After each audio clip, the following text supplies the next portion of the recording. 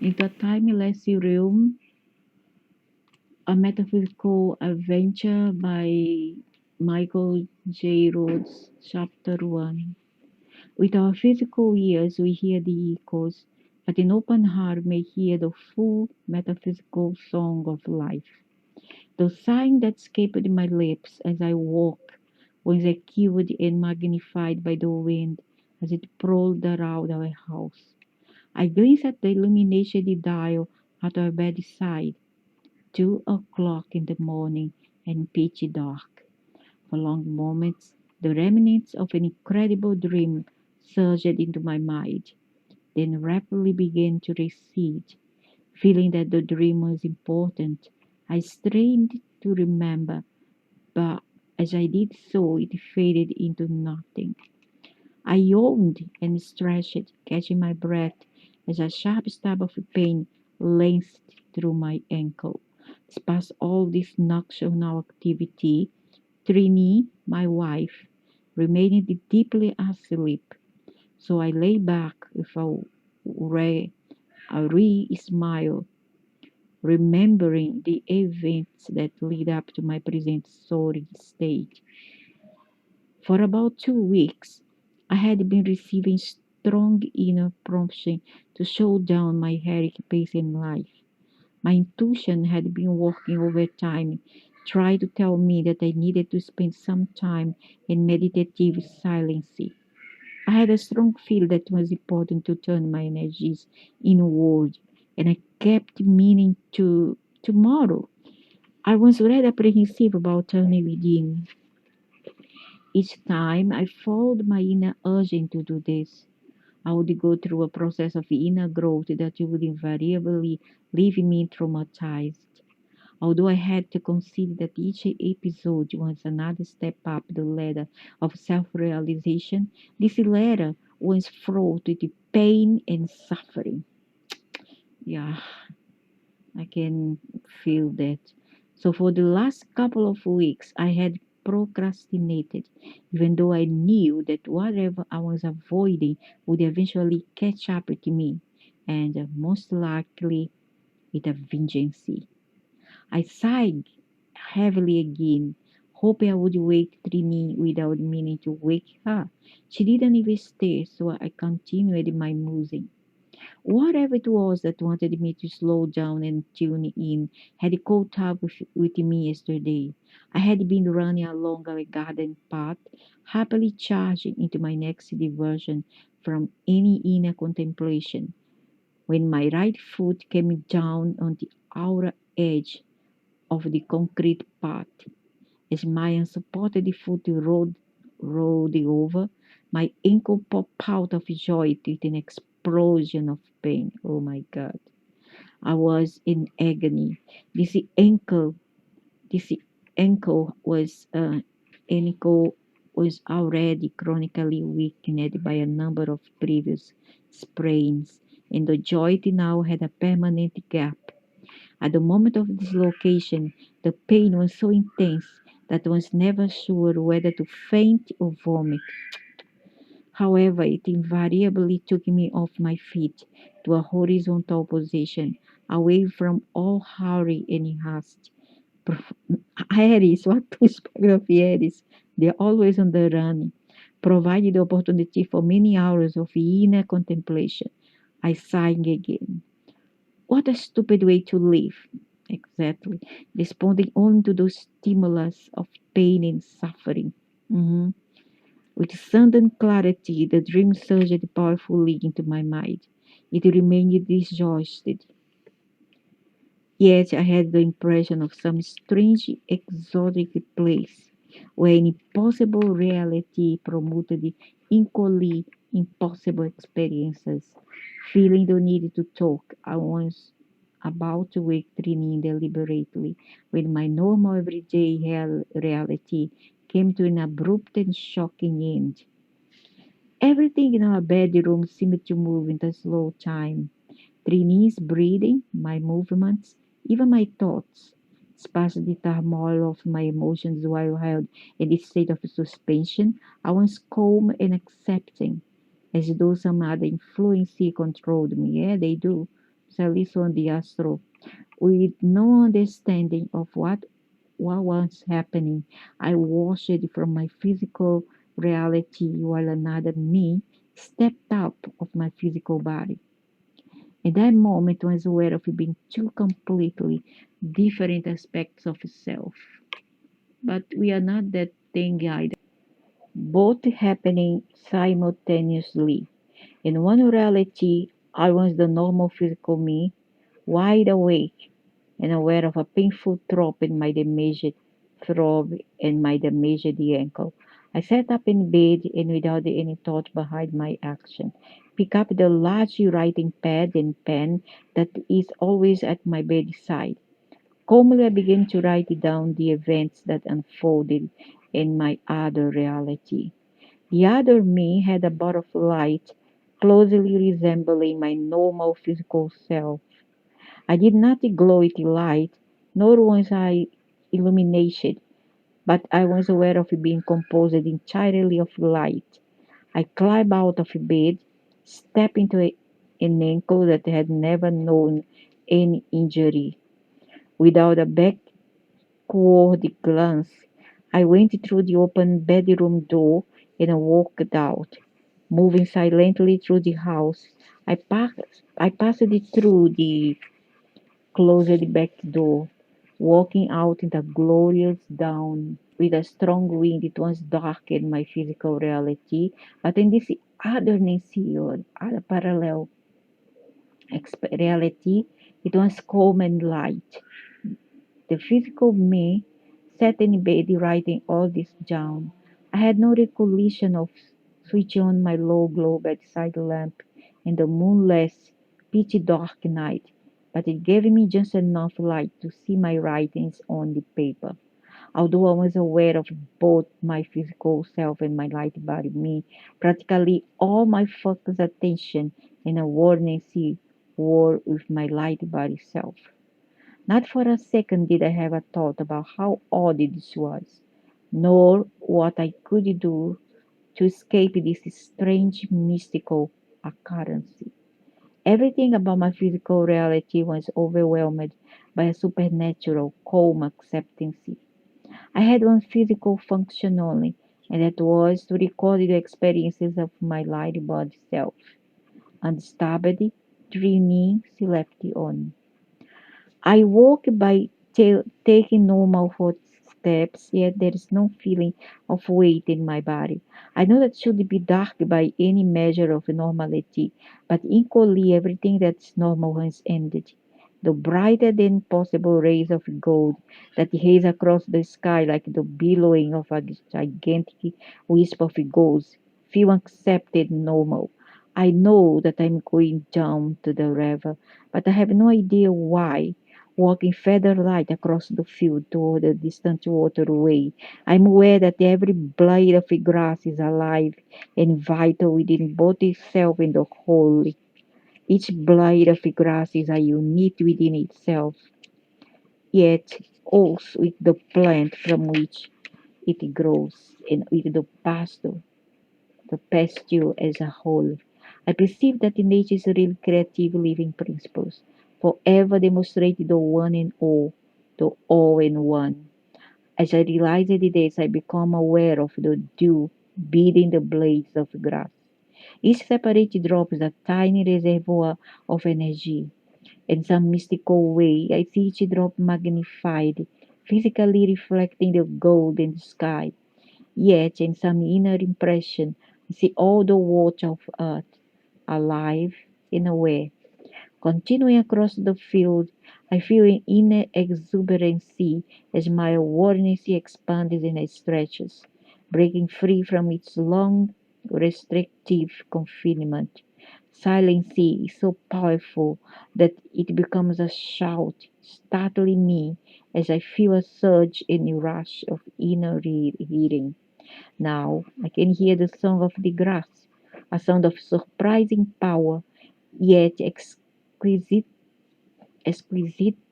delicate. Each drop of dew is a vibrating echo, adding to the harmonic of the grass. I know, without knowing how I know, that the dew drops are a harmonic amplifier of energy for each plant on which they collect. Each footstep I take becomes a lesson. Every time people underfoot has a story to tell, and I can hear. I listen to the microscopic organism in the soil as they follow their own movement and the orchestration of earthly life. And I listen to the down calls of the birds. To listen physically to the local birds welcoming a new day is always a joy. But to inner hear is joy magnified beyond measure.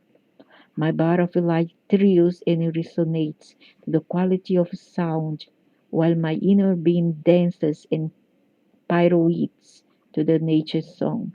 And I know that this radiant, inaudible silence is another submerged, unrealized truth in our physical reality. With our physical ears, we hear the echoes, but in open heart, we hear the full metaphysical song of life.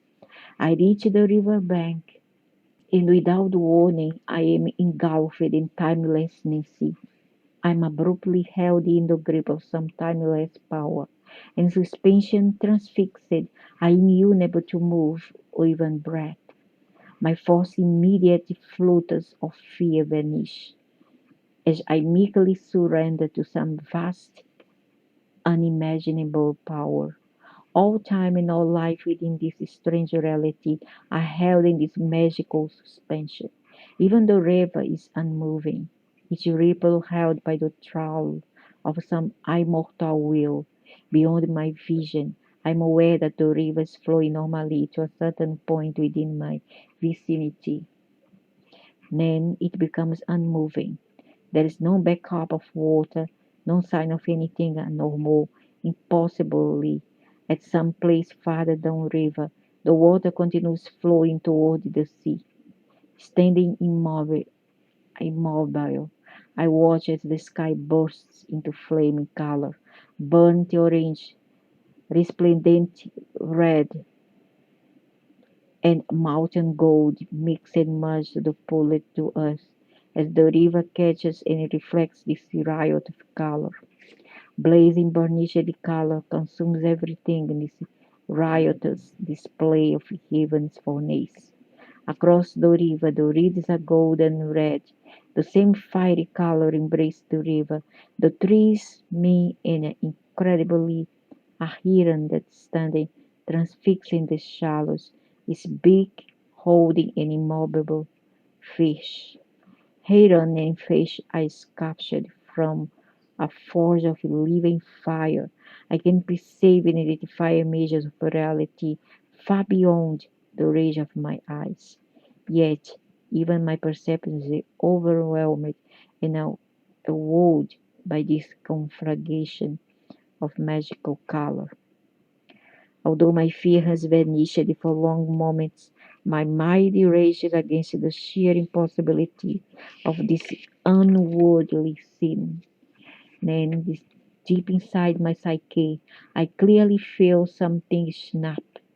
Immediately, the heron leaps into the air, flying with a harsh croak past the curve of the river, while the water is now shuckling and gargling quietly as it flows swiftly over the stony bed.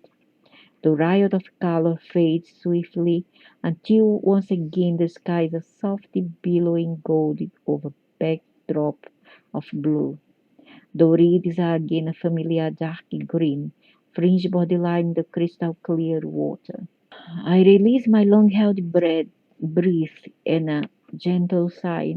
I know now that my breathing in my light body is no more than the continuation of a physical necessity. That sucks. Light is both my breath and my nourishment. Momentarily, I wonder what has snapped within me, but I'm not concerned. An inner wisdom suggests that it's the breaking of a link overstretched and weakened as I strained against the restriction chains of disbelief in a purely physical reality. A movement catches my eyes and I turn around to see that Trini is standing nearby. I gasp, "What are you doing here?" Trying to decide if I am in your dream or if you are in mine, she says, smiling. "Did you get frozen in time just now? How did you get here? The questions tumble out of me. Michael, hold on a minute. I only know that I'm asleep, dreaming. Equally, it appears that I am involved in something with you, but I only arrived here the moment you saw me. But I'm not asleep, I protest. I'm awake. My physical self sits in bed writing this down as it happens, while the metaphysical me is here in this light body. I wiggle my hands in her face. So how you be here if you are asleep? Trini gives me a look of exasperation. Why don't you face the obvious? I am here, aware and conscious. It's my body that is asleep. So I suggest you get on it. Perplexed, I stare at her. What are you talking about? Get on for what? Get on with whatever is you came here to do. I don't know why I'm here, I say in bewilderment. This holy thing began without any prompting from me. I haven't a clue what's going on, I smile at her, but I'm really glad that you are here. Stepping close, I reach out to embrace her, but somehow we seem to be out of phase. I'm disconcerted to find I cannot touch her as my arm encircle her. It's gotta be frustrating to try to touch something when you die and you cannot. So I don't know where I'm here, same environment. Stepping close, I reach out to embrace her, but somehow we seem to be out of phase. I'm disconcerted to find I cannot touch her. As my arm encircle her, we seem to occupy slightly different realities, and we miss. I attempt to kiss her willing lips, but there is no contact. I shrug. It seems there's a difference in between your dream state and my metaphysical reality, but at least I can see you and hear you. I'll happily settle for that. A faint buzzing vibration catches my attention. It comes from a bit farther downriver, and for a moment I wonder if it is the orchestrated noise of cicadas. The sound, however, is much deeper and naturally low, convey far more emphasis its vibration than its sound. What's that strange buzzing? Trini asks. I don't know, but it sure is intense. Dismissed the cicada theory, yet curious, I continue my walk down river to investigate, accompanied by Trini. As I skate around a dense thicket of tall bamboo, the path takes me away from the river. Light dancing through the dark green bamboo bounces from cane to cane with an elusive grace. Dispensing absence of breeze, the cane is stirred, whispering in the leafy tops as I pass. I feel encouraged until finally, passing beneath some river pines, we emerge again on the river bank. Much closer now to the weird buzzing sound, I tingle into the intensity of its vibration. A feeling not unlike pins and needles sweeps through me, while the buzzing seems to be right inside my head. Although I am mildly disturbed, I'm not at all distressed. Do you get a pins and needles feeling? I ask. Trini nods. It's so agitated, it's difficult to be here. She points her eyes wild with wonder. But look at the river.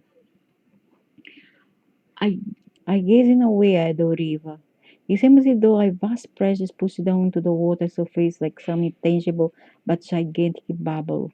I'm aware of a spherical shape, maybe 100 feet or so in diameter, that is filled with such intensity of sound that even the air is distorted and blurred.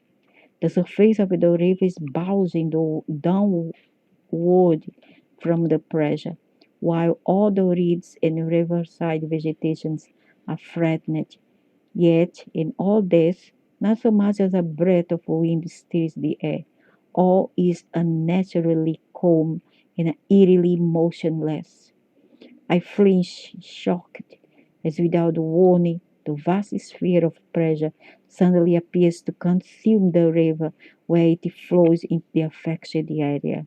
The water just disappears, leaving the river bed open and bare. This is what they do. That's why we have drought. Gradually now, the huge buzzing sphere becomes opaque, as though filled with water. And I can see picture forming, dissolving within its interior. Even for my unnaturally calm light body self, this shocks too much. Trying to grab Trini, I want to turn and run. I want to get as far away from this crazy, impossible reality as I can. But even as I gather myself in an attempt to sprint away from the river, time and emotion are again abruptly suspended. It's past my fear, I can do nothing. I cannot even collapse on the bank. Held by some power beyond my own will, I am compelled to face the vast sphere of unknown cosmic forces and watch. And again, under this other influence, I am now calm and tranquil, compelled to accept this bizarre reality without any disturbance. I'm not sure what has happened to Trini. I cannot see her, and I am unable to call out to her. I don't know whether she is near me and held under the same compulsion, or if her slightly different phase of reality allows her a greater freedom. I only hope that she's okay. How long I crouch in a position to run, I will never know. Time is hysteric, irrelevant. Yet it seems that ages pass while I stare at the unformed, continually dissolving pictures. Try as I might, I cannot make any sense of the fleeting images. Just as I think there might be some meaning within a sequence, it goes wild and random. The harder I try to understand, the more confused I become. Suddenly, to my delight, I hear Trini's voice. Relax, Michael, just relax, let it be. Simply knowing that she is still with me is enormous relief. I realize that she has projected her thoughts to me, so I attempt to do the same. Are you okay? I ask her. I'm fine, but like you, I'm not going anywhere. Aren't you frightened?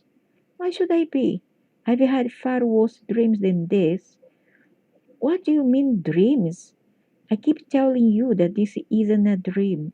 This is a metaphysical reality that is happening in a wide awake state of consciousness. It may well be for you, but for me it lacks real clarity. I get moments when everything goes vague.